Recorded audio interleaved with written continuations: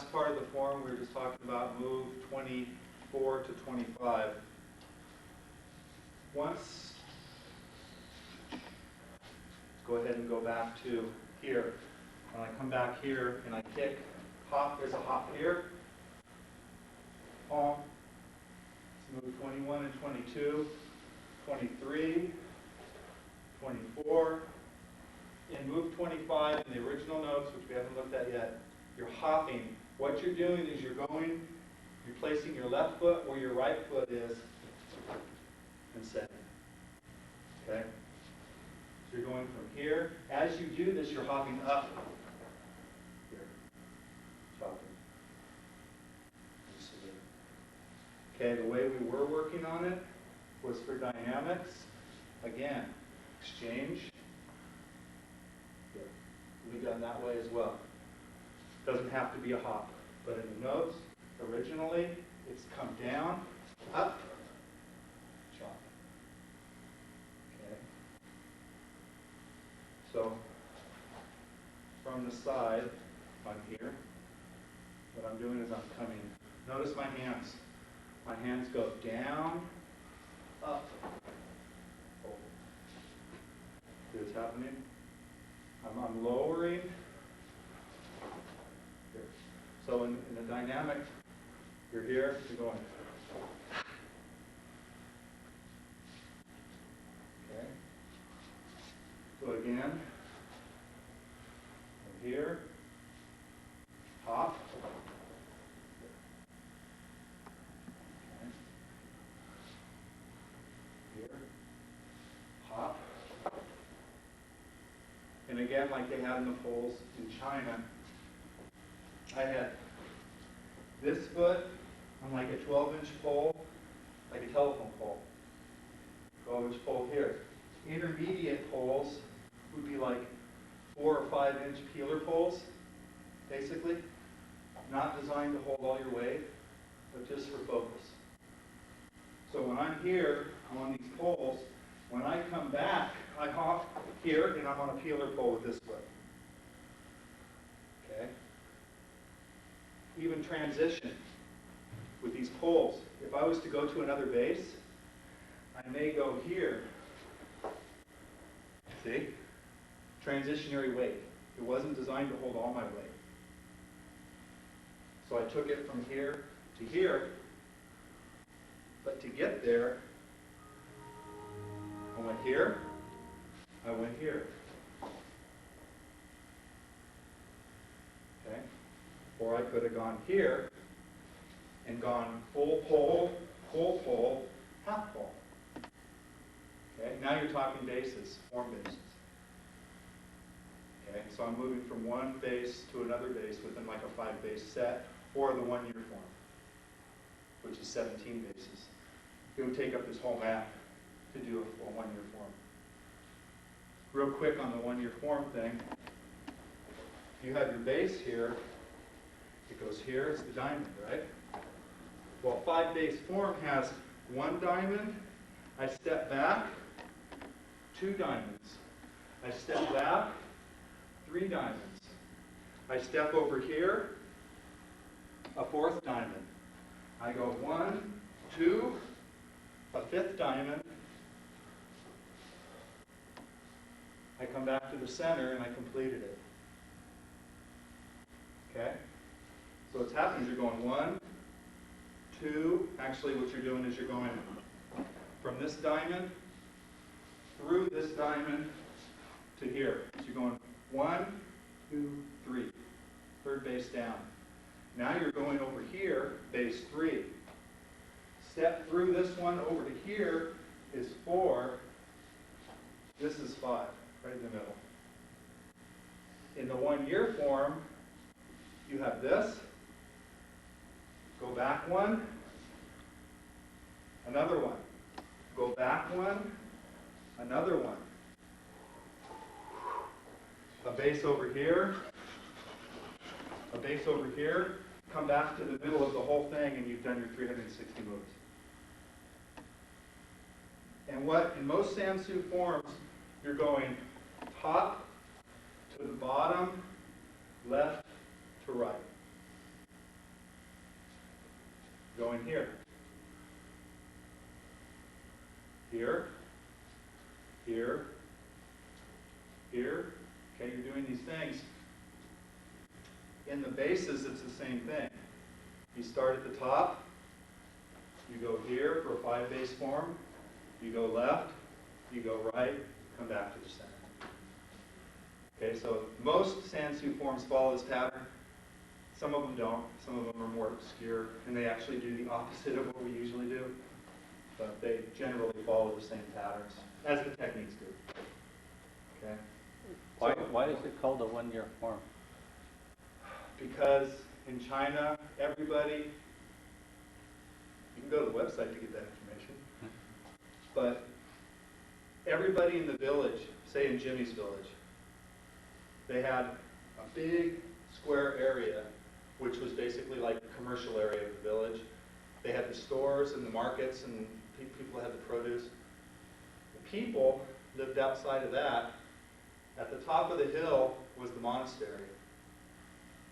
And the people would all gather in the quad, if you will, and they would all do the form. All the common people, the farmers, before they would go out to the field. Then they would go out for the day. They'd come back at the end of the day, do their form as a community, and go home and have their dinner with their families and call it a night. The first day of the Chinese calendar, they would come up and do one move. For us, that'd be January 1st. For them, whatever, January 29th or whatever. In our calendar, it's usually their first day. Day 2, they come out.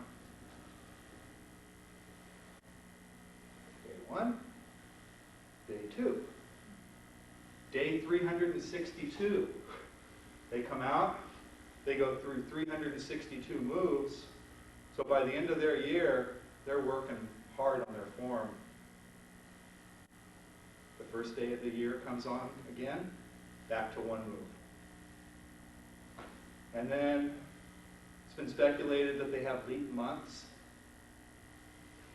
because of it's a 360-day year, so instead of a leap year or a leap day or whatever like we have, they would have a leap month. So there would be an extra 30 days just thrown on, and that's basically the Babylonian calendar. All ancient cultures pretty much used a similar type of a calendar. The number of man, 6 divisible by all these things, right? So 360 is ultimately that. And the 12 years, again, so there are probably, nobody really knows in this art for sure, but in those books, it would probably have them all. In those ancient Chinese books, there were probably 12 one-year forms. That's speculation. But it would make sense because the cycle of the Chinese calendar had 12 years. So if it is a complete system, I would imagine that they created something that was cyclical. And they could rotate around and just keep it ongoing perpetually. So, but yeah, that's a 5-base form is the only thing Jimmy ever showed. And he showed my instructor wrote it up. Most Kung Fu Sansu guys never have seen the 5-base form. So what I showed you guys is, you know, it's something a lot of guys haven't seen.